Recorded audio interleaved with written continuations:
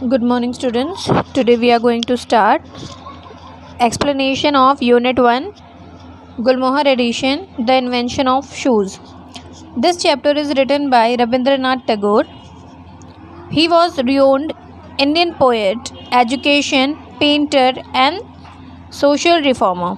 He won the Nobel Prize in Literature in 1913 for his beautiful collection of verses and Gitanjali. He had a deep interest in children and wrote many poems about them. Rabindranath Tagore के बारे में बताया है इस chapter में। और ये जो चैप्टर है, वैसे तो हम लोगों को बहुत सारी चीज़ें इन्वेंट कैसे हुई पता होती हैं, लेकिन मोस्टली आज हम इस चैप्टर में जो सीखने जा रहे हैं, इसमें शूज़ का इन्वेंशन किस तरीके से हुआ, बड़ी बड़ी मशीन्स किस तरीके से ईजाद होती हैं, ये तो हमें बहुत अच्छे से पता चल जाता है ना, सारे साइंटिस्ट वगैरह बता देते हैं। पर जो मेन चीज़ जो हम रोज़ डेली हर जगह यूज़ करते हैं, that main thing that is our shoes, वो शूज़ का इन्वेंशन कैसे हुआ, ये रविंद्रनाथ टैगोर ने अपनी बुक में बताया है। ठीक है, so let us start. Very interesting, very funny chapter this is. बहुत एंजॉय करेंगे और इसे हम पढ़ेंगे। Starting with first para, once upon a time there was a king called Hobu. एक बहुत पुरानी कहानी है। अच्छा, कोई भी जब स्टोरी होती है तो इस तरीके से ही स्टार्ट होती है ना, कि एक बहुत पुरानी कहानी है, इस तरीके से स्टार्ट होती है। तो ये भी उन्होंने भी अपने छोटे छोटे बच्चों के लिए बहुत इंटरेस्ट से, बहुत प्यार से, क्योंकि उनको बच्चों के लिए स्टोरी लिखना बहुत ज़्यादा पसंद था, तो उन्होंने भी बहुत प्यार से ये चीज़ को लिखा और क्या कहा कि बहुत पुरानी कहानी है। एक राजा था और उस राजा का नाम क्या था? होबू। One morning he summoned his minister and said, "Listen, Gobu Rai, I stayed up all night thinking, why should the dust dirty my royal feet whenever I step on the ground? All the people, you are only concerned with pocketing your fat salaries. You have no concern for the king of the kingdom or the problems that bother me. You must put an end to this at once, or else no one shall be spared from my royal wrath."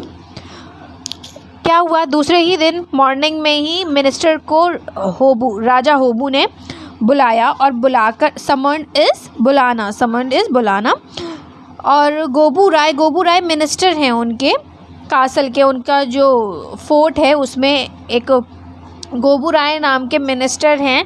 वो उनसे क्या बोलते हैं कि इधर आओ, मैं आज पूरी रात एक चीज़ से परेशान रहा। मैं इस चीज़ से परेशान था कि ये जो धूल है, जो मिट्टी है, वो मेरे पैरों को छूकर मेरे पैरों को गंदा क्यों करती है, मैं जब भी ज़मीन में अपने पैर रखता हूँ। तो तुम लोगों को तो सिर्फ एक ही चीज़ से मतलब है, और वो किस चीज़ से मतलब है कि सिर्फ अच्छी सैलरीज़ लेकर, और तुम लोगों को सिर्फ एक ही चीज़ की चिंता रहती है, वो है तुम्हारी अच्छी सैलरी, और बाकी तुम लोगों को इस चीज़ से तो बिल्कुल भी फ़िक्र नहीं है कि राजा को कौन सी चीज़ परेशानी दे रही है।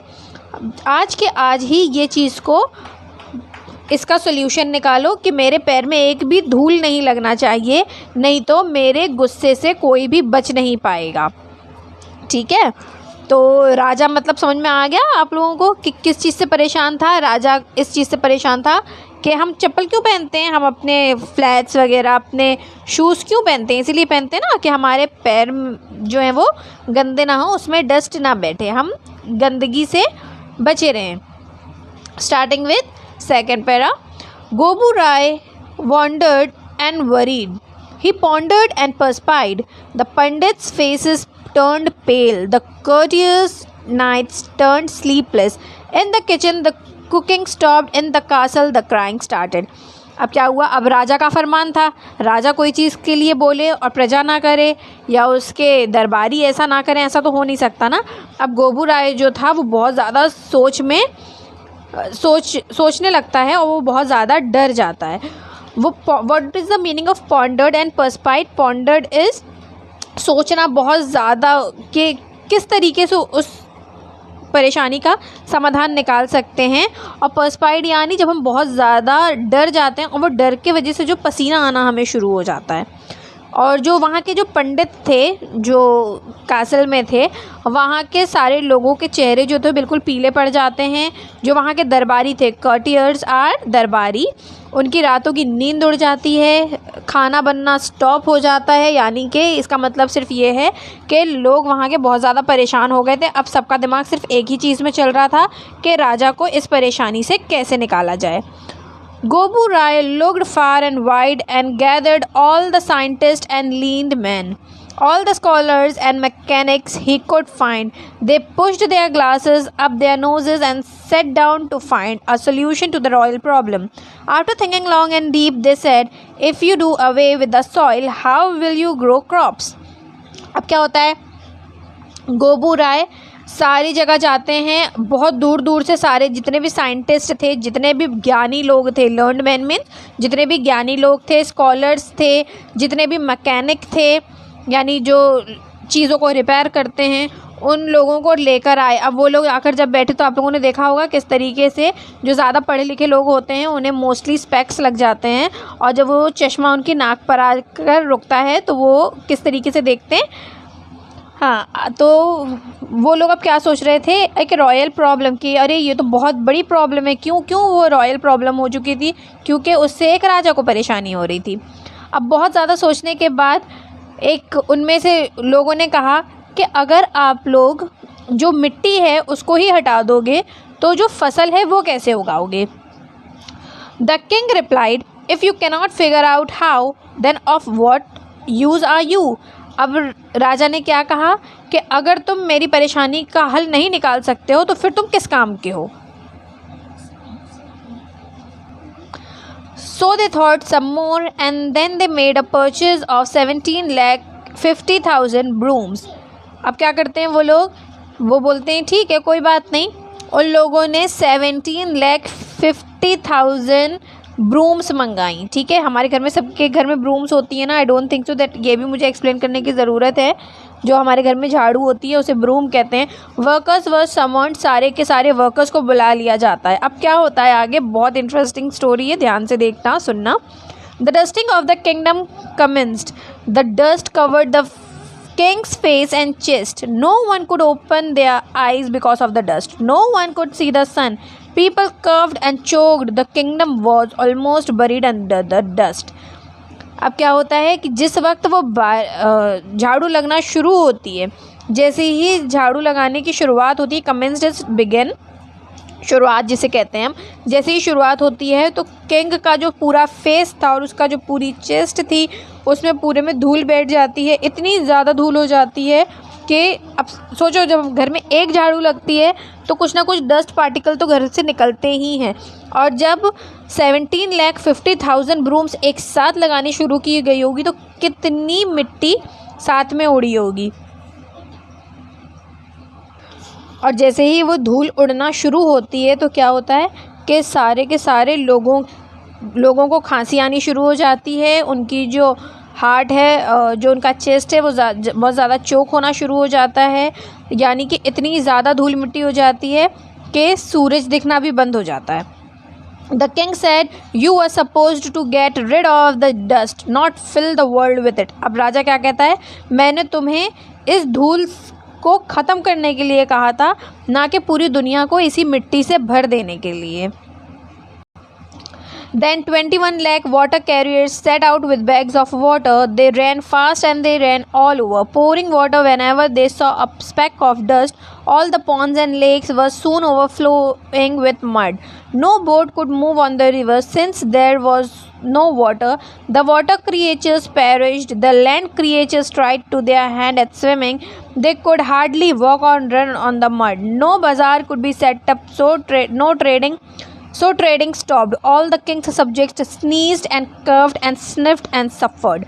अब क्या होता है कि जितने भी, अब क्या किया जाता है जब इतनी ज़्यादा धूल मिट्टी हो जाती है तो 21 लाख पानी के भरे हुए बैग लाए जाते हैं और उसको सारे में छिड़काव शुरू किया जाता है। उसके बाद क्या होता है, वहाँ से जितना भी पानी है वो पानी बहना शुरू होता है। तो वहाँ पे क्या होता है, वहाँ पर अब धूल का एक भी कण बाकी नहीं था, धूल का कण नहीं था। पर क्या हो जाता है कि वहाँ पर अब सारे में मड कीचड़ हो जाता है। जब मिट्टी में पानी गिरेगा तो क्या हो जाएगा, कीचड़ हो जाएगा। लेकिन उस कीचड़ में बिल्कुल भी कोई बोट चल नहीं सकती थी, कोई पानी नहीं था वहाँ, कोई रिवर में कोई भी पानी नहीं था, सिर्फ़ और सिर्फ क्या बह रहा था, सारा का सारा कीचड़ बह रहा था। और उस कीचड़ में जितने भी, यानी कि जो उस पानी में जितने भी क्रिएचर होते हैं वो सारे बहुत बुरी तरीके से मर गए, यानी बहुत ज़्यादा क्रिएचर्स जो थी उनकी डेथ हो गई। और जो सारी की सारी लैंड में चीज़ें थी वो सारी चीज़ें तैरने लगी। पूरा का पूरा उनका जो गांव था वो दब जाता है। और कोई भी जो बाज़ार था वो बाज़ार में कोई भी, जब सारी रास्ताएं बंद हो चुकी हैं तो क्या होगा, फिर वहाँ पे जो भी बाज़ार वगैरह था वो भी नहीं खुल पा रहा था और सारी की सारी ट्रेडिंग स्टॉप हो जाती है। तो ऑल द किंग सब्जेक्ट्स स्नीज्ड, और जितने भी लोग थे, जितनी भी चीज़ें थी, सबको छींकें आना शुरू हो जाती हैं, खांसी आना शुरू हो जाती है, वो लोग बहुत ज़्यादा परेशान हो जाते हैं। The king said what a lot of fools, they got rid of the dust only to replace it with mud.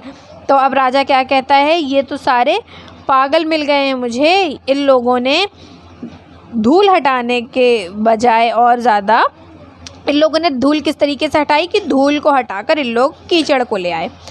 Once again everyone gathered to solve the royal problem. Once again the great man and their assistants racked their great brains. अब क्या होता है, अब एक बार फिर से वो बैठक बैठती है जिसमें सारे असिस्टेंट थे और उन लोगों ने बहुत तेज़ अपना दिमाग चलाना शुरू किया कि अब क्या करें। They thought and then thought harder but they were baffled and blank. अब लोग ने बहुत ज़्यादा सोचा, पर सोचने के बाद भी उनका जो माइंड था वो ब्लैंक ही था। They were at a loss to know how to lose the dust. अब वो ये चीज़ बिल्कुल भी नहीं दिमाग लगा पा रहे थे कि किस तरीके से हम इस डस्ट को बचा सकते हैं। Someone said, cover the earth with mats, rugs and carpets shall stop the dusting from touching the royal feet.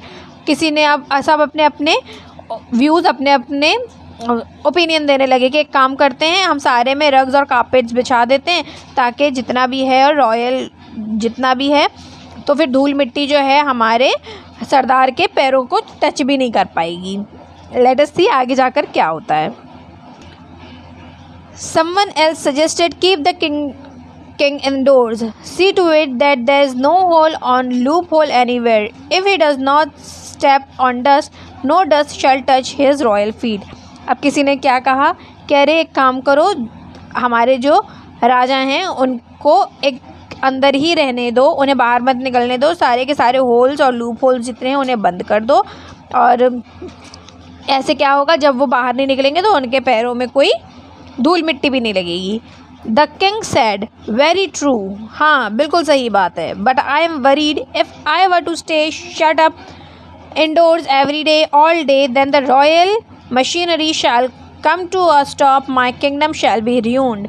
अब वो क्या कहता है कि हाँ बात तो सही है, लेकिन मैं हर वक्त पूरा दिन घर के अगर अंदर ही रहने लगूँगा तो मेरा जितना भी ये राज्यसभा है वो सब बिल्कुल ख़त्म हो जाएगी, क्योंकि जब मैं बाहर नहीं जाऊंगा तो मुझे क्या पता कि सारे सिस्टम सही से काम हो रहे हैं उसमें कि नहीं।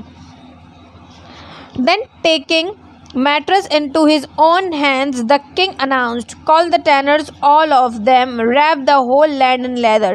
This shall be my great contribution, a mighty blanket for a dusty earth. अब वो क्या कहता है, ठीक है एक काम करो, अब जाओ और जाकर एक बहुत बड़ी टैनर को लेके आओ। इस टैनर जो लेदर का काम करते हैं, चमड़े का जो काम करते हैं, जाओ उसे लेकर आओ। मैं इस पूरी दुनिया के ऊपर एक ब्लैंकेट, एक परत चढ़वा दूंगा ब्लैंकेट की, और ये मेरा बहुत बड़ा कंट्रीब्यूशन होगा, क्योंकि उसे ये लगा कि अब मैं ये चीज़ तो 100% वर्क कर जाएगी।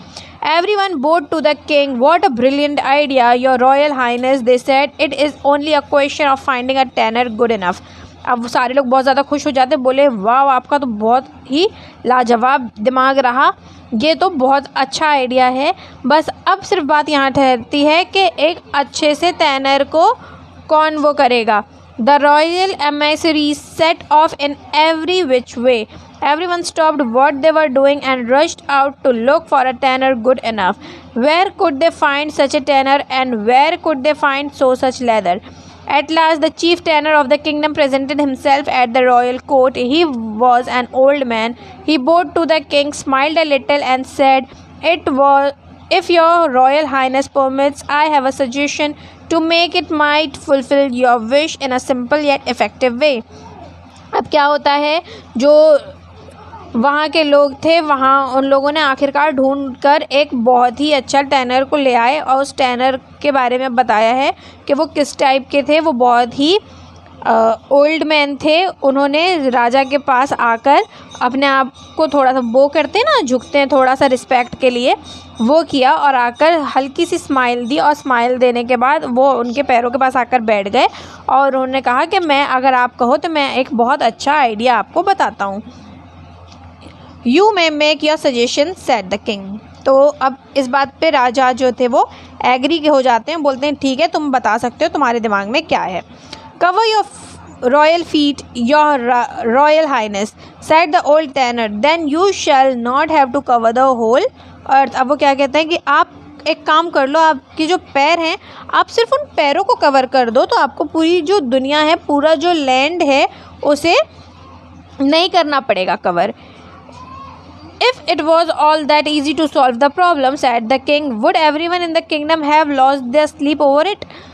तो अब राजा क्या कहता है, अगर ये काम इतना ही आसान होता तो क्या सारे लोग अपनी रातों की नींद खराब कर देते। Arrest the fellow, said गोबू Rai, and throw him into jail. अब गोबू राय जो कि मिनिस्टर था होबू का, उसने कहा एक काम करो, इस इंसान को अरेस्ट करो और इसे जेल में फेंकाओ जाकर। But already the old tanner was deep at work, sitting down at the king's feet. He had been measuring and cutting, stitching and fitting before the king could decide whether to throw him. अब क्या होता है, वो बहुत ही अच्छा काबिल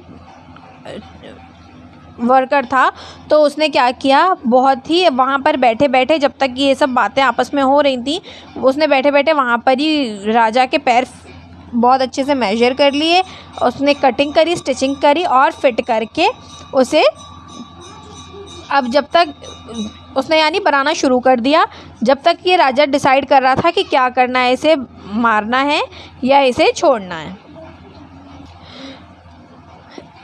He had finished a neat pair of shoes and presented it to his royal highness. अब क्या होता है, जब तक ये सब बात हो ही रही थी, वो बहुत अच्छे शूज़ बनाकर और उसके सामने प्रेजेंट कर देता है। King Hobu put on the shoes.